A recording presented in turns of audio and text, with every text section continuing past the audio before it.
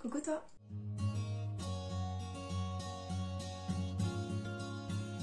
Si tu tombes sur cette vidéo un peu par hasard et que tu sais pas qui on est, je me présente, je m'appelle Aélis, je suis atteinte du trouble dissociatif d'identité et ainsi que d'autres troubles. Et si tu sais pas ce que c'est le TDI, je te me rappelle tout de suite.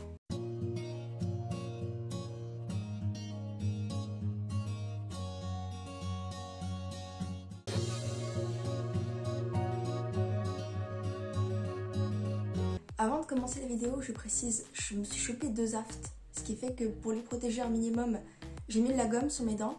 Du coup, si je zozote un tout petit peu, c'est normal, c'est que j'ai du mal à parler. Aujourd'hui, je vais répondre à une question qui m'avait été posée et à laquelle j'ai répondu plus en surface sur les réseaux, mais que je vais approfondir aujourd'hui, aka comment j'ai découvert mon TDI. Je le précise tout de suite, ce n'est que mon expérience personnelle. Pour comprendre l'histoire, il faut d'abord savoir que moi, Alexia, l'hôte, j'ai été en dormance la majeure partie de notre adolescence et de notre enfance, ce qui fait que j'ai rien vécu. C'est Ivana qui a été l'hôte aussi longtemps que je me souvienne et d'aussi loin que je me souvienne. Du coup, je vais dire je dans cette vidéo, mais je parle du système, du corps et plus précisément d'Ivana, parce que c'est elle qui a découvert le système. Donc, on va commencer par le début, qui est comment a été déclenché notre TDI et les premiers souvenirs bizarres qu'on a qui sont liés au TDI. Notre TDI a été déclenché lorsqu'on avait approximativement 6 ans et quand je dis déclenché, c'est que le premier alter a été totalement dissocié des autres et pleinement formé par cet événement. Et c'est moi. C'est arrivé à la suite d'une agression sexuelle sur laquelle je ne vais pas m'attarder, mais sachez que pour que le cerveau ait besoin d'intégrer le processus de dissociation et de créer un alter, c'est qu'il était déjà soumis à un stress sur le long terme. Et un stress intense. Je me souviens pas beaucoup de ces événements-là, mais d'après ma mère, ce serait un enchaînement d'événements qui, pour moi maintenant, me paraissent dérisoires, mais qui, dans le cerveau d'une enfant, ne le sont pas du tout. C'est-à-dire que ce serait un changement de vie brutal et un enchaînement de décès dans la famille qui aurait créé ce stress brutal et prolongé, qui aurait fait que le cerveau a besoin d'intégrer le processus de dissociation. Et cette agression sexuelle a terminé d'ancrer le truc. Pour certains des souvenirs qui maintenant avec du recul je sais qu'ils sont liés au TDI mais qui sont quand même assez étranges et je me demande comment je l'ai pas fait pour m'en rendre compte plus tôt, je vais vous parler de Sacha. Sacha qui est notre protectrice principale. Dans mon enfance, vers l'âge de 7-8 ans, j'avais une amie imaginaire qui s'appelait Sacha et que je visualisais comme mon double. Ma jumelle, c'était une sœur que j'avais jamais eue. Ma confidente, elle était là tout le temps, elle me conseillait tout au long de la journée et elle m'épaulait tout le temps. Et pour un enfant, c'est normal d'avoir un ami imaginaire, surtout d'un point de vue extérieur. Et après, je parlais d'elle à personne, ça je le savais pas, c'est ma mère qui m'a dit, quand je lui ai demandé si je lui avais déjà parlé de Sacha, elle m'a dit que je lui en avais jamais parlé. Donc personne ne pouvait rien voir. Mais maintenant on sait que ce n'était pas une amie imaginaire, c'était juste Sacha, qui était là et qui me parlait déjà à l'époque, qui me parlait, qui m'épaulait, qui me conseillait tout au long de la journée.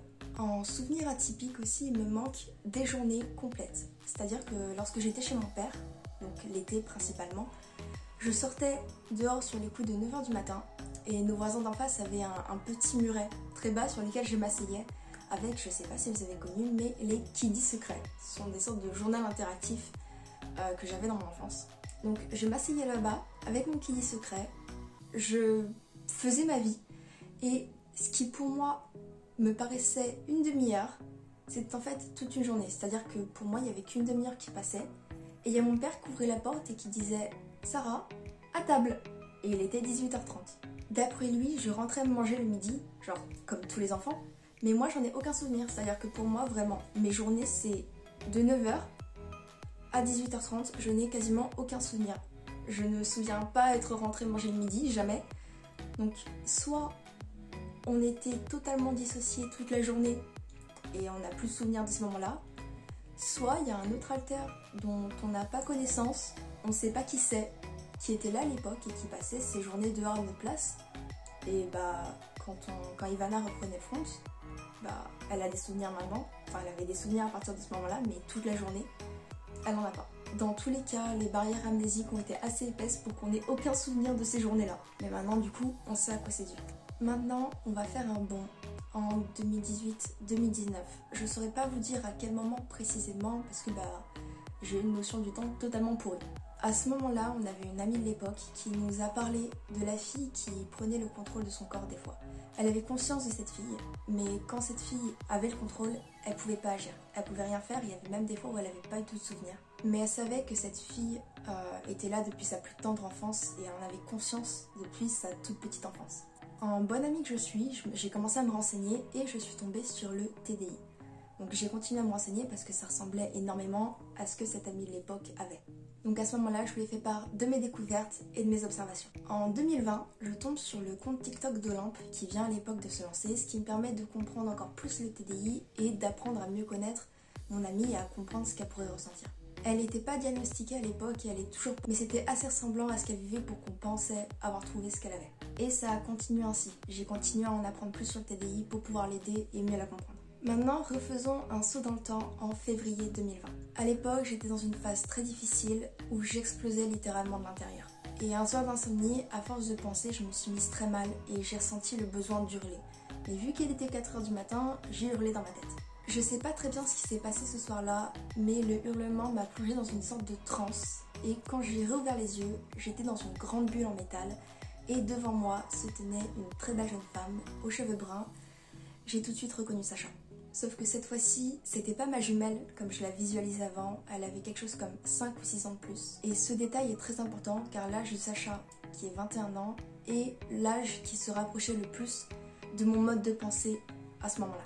Du coup, j'ai cru que Sacha était une matérialisation de mon subconscient. On a longtemps parlé toutes les deux, on a même joué aux fléchettes avec des couteaux, jusqu'à ce que je sorte de cette transe environ 30 minutes plus tard. Après ça, j'étais restée persuadée que mon subconscient m'avait fait matérialiser Sacha parce que j'étais mal. Mais plus les jours ont passé, plus j'ai commencé à me dissocier d'elle. Dans le sens où c'était pas mon subconscient, c'était Sacha. C'était pas moi, c'était elle. Et un soir, en parlant à l'amie du début de l'histoire, la conversation était compliquée et je savais pas trop quoi écrire. Du coup, c'est Sacha qui me dictait tout. Et à un moment, elle m'a dit d'écrire quelque chose que je n'ai pas été capable d'écrire. Et elle a dit « alors laisse-moi le contrôle ». Et c'est ce que j'ai fait. Je me suis sentie reculée et j'ai fini par devenir spectatrice pour finir par ne plus rien voir. Elle avait totalement le front de manière consciente pour la première fois. J'ai des souvenirs de cette soirée, mais de mon point de vue, ça reste très étrange la manière dont on était si différentes même à l'époque. Et ça se sentait. On était chez un copain à ce moment-là et même lui a bugué lors du switch parce qu'il a remarqué qu'il y avait quelque chose qui avait changé. Du coup, Sacha s'est présenté en tant que Sacha.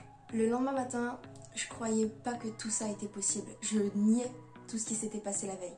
J'avais tout de suite fait le lien avec le TDI qu'on soupçonnait chez mon ami, mais ça pouvait pas m'arriver. Pas à moi. Toute mon enfance, on m'avait traité de recopieuse parce que je prenais ce qui m'intéressait, ce qui me fascinait le plus chez les autres pour me l'appliquer à moi-même. Et je voulais pas que ça recommence.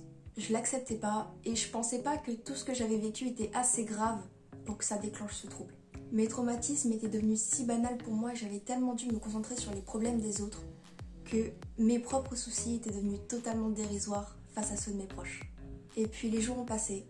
Ash, Anna, Olivia se sont montrées suivies de près par Aria.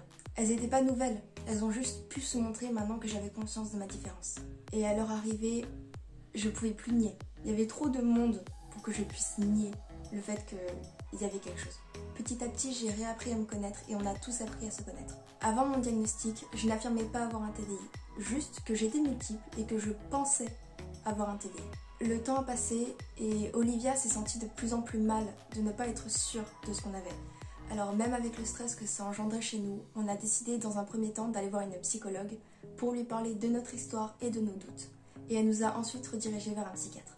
On est arrivé chez lui en lui disant pourquoi on était là, c'est-à-dire notre possible TDI. On savait qu'on n'était pas médecin et qu'on pensait juste l'avoir, alors on lui a dit pourquoi. On lui a énuméré nos symptômes et il a été très bienveillant. Il m'a écouté, il m'a dit qu'on allait travailler ensemble comme avec tous ses autres patients mais qu'il avait au moins une piste à suivre. Il nous a appelé Alice dès le début et il a été très compréhensif et très à l'écoute. Après plusieurs mois de séances régulières à parler de mes traumatismes, de ma vie, de mes souvenirs manquants et même sa rencontre avec plusieurs haltères, il s'est assis en face de moi et m'a avoué avoir posé un diagnostic.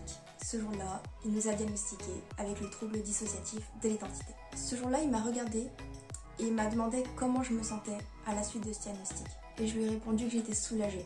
Soulagée de pouvoir mettre de manière officielle un mot scientifique sur ce qui se passait dans ma vie. J'étais pas soulagée d'avoir le TDI, parce que c'est jamais cool d'avoir le TDI. J'étais soulagée de savoir ce que j'avais, de pouvoir mettre un mot dessus.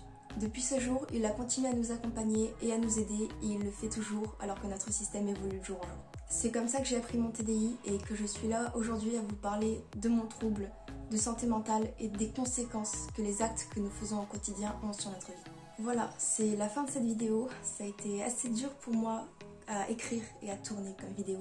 Donc j'espère qu'elle vous aura plu. Si c'est le cas, vous pouvez laisser un pouce bleu et pourquoi pas même raconter votre propre histoire dans les commentaires, ça me ferait très plaisir de vous lire.